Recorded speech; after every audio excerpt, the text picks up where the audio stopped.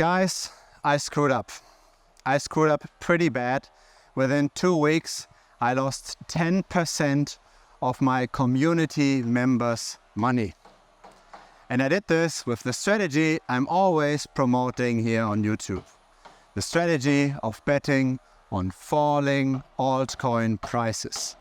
Because in general, the idea sounds great, right? Most altcoins underperform, so why buy a random basket of altcoins when in aggregate they rather tend to underperform Bitcoin anyways? Why not simply just short them?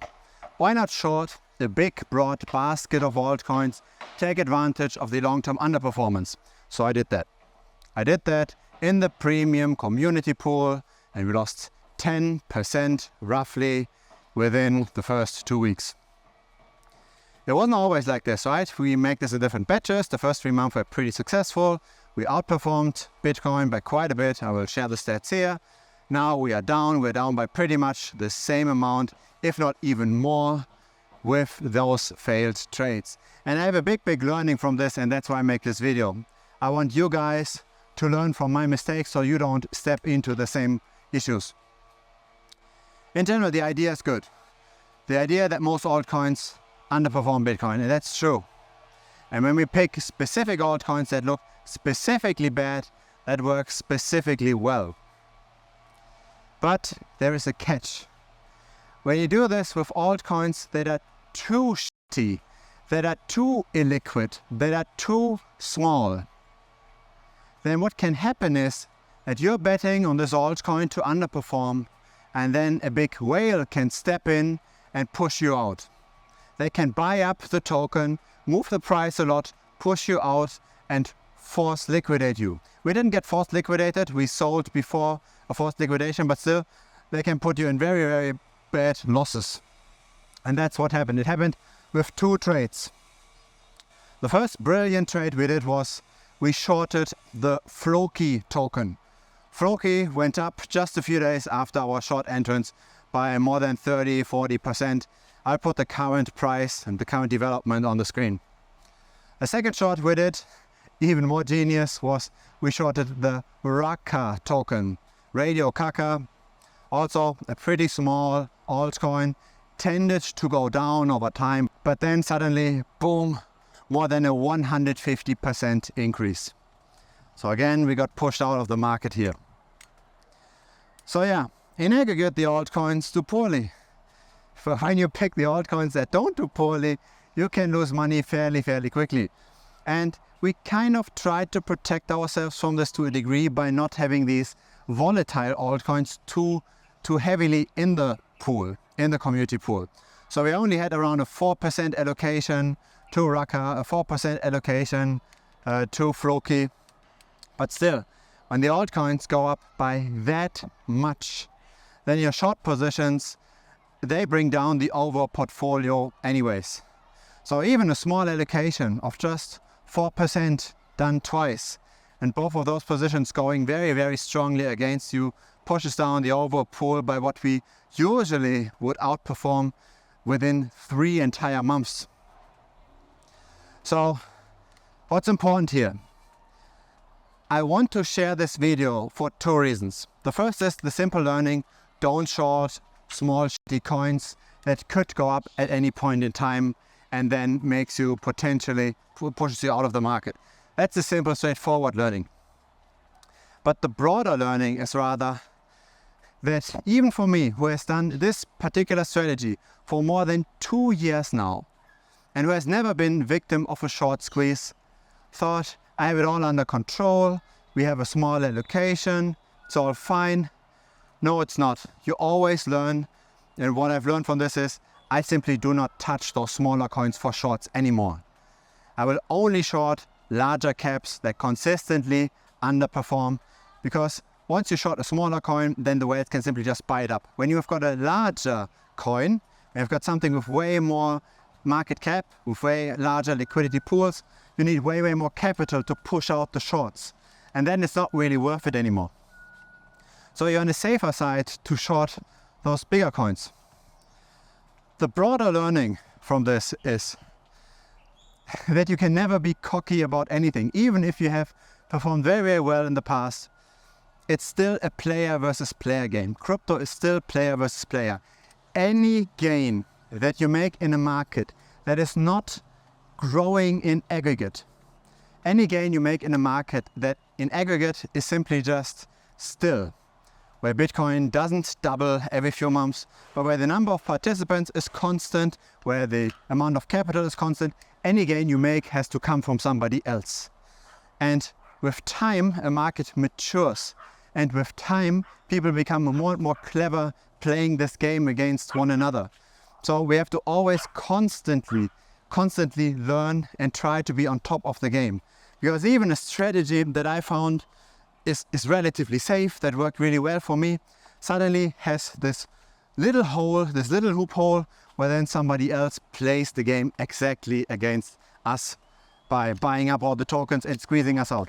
I thought this thing mainly happens only with perpetual futures. So when you've got an altcoin that's also being actively traded on perps, those are the kinds of coins that get manipulated quickly, because here you can make money on the derivatives markets as well. So you could, as a whale, buy up the token, have quite a lot of supply, and then you could attract, by generating a price pump, attract a lot of interest to this particular asset. But once you've got all of this interest, you can then potentially enable some people to short this. Right, you've got a small altcoin, you push this up as a whale, a lot of other people want to potentially short this.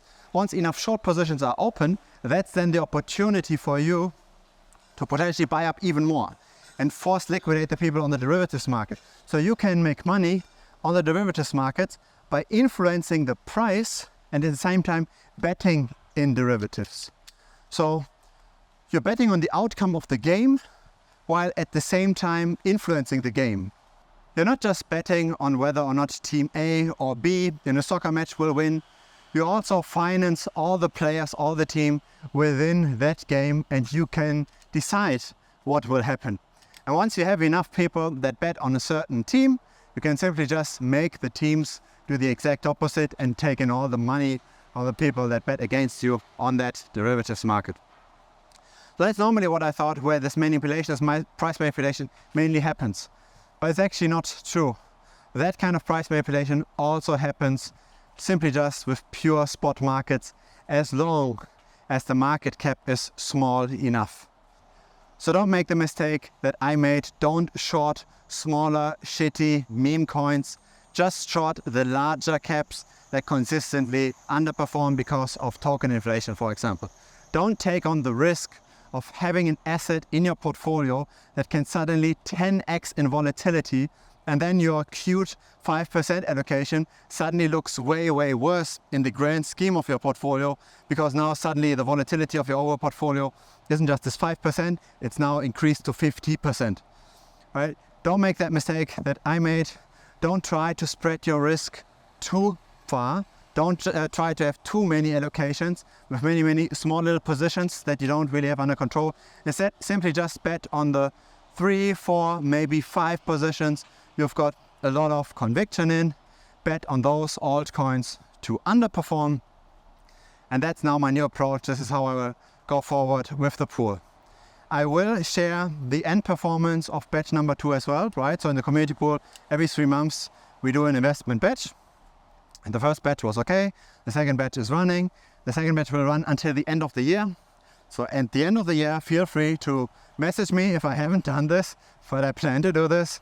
I will share all the results of batch number 2 as well. And then depending on how well this goes, if we have been able to some degree, get some of that money back without increasing our risk, right? That's the main thing.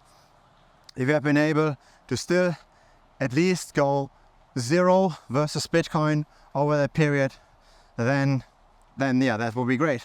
Right? But even if the results aren't that great, I will still share this and will simply just be transparent on how that performance is. Right? Because that's the problem with most crypto YouTubers. I rarely see crypto YouTubers that actually share real numbers with performance, but I'm different. Even if the performance sucks, and currently it does for batch number 2, I will share this. And I will also share the end result of batch 2 at the end of the year. And then hopefully, if things go well and batch 2 didn't didn't end up in a complete catastrophe, then I will also open another batch, batch number 3, where then all the premium people can get in.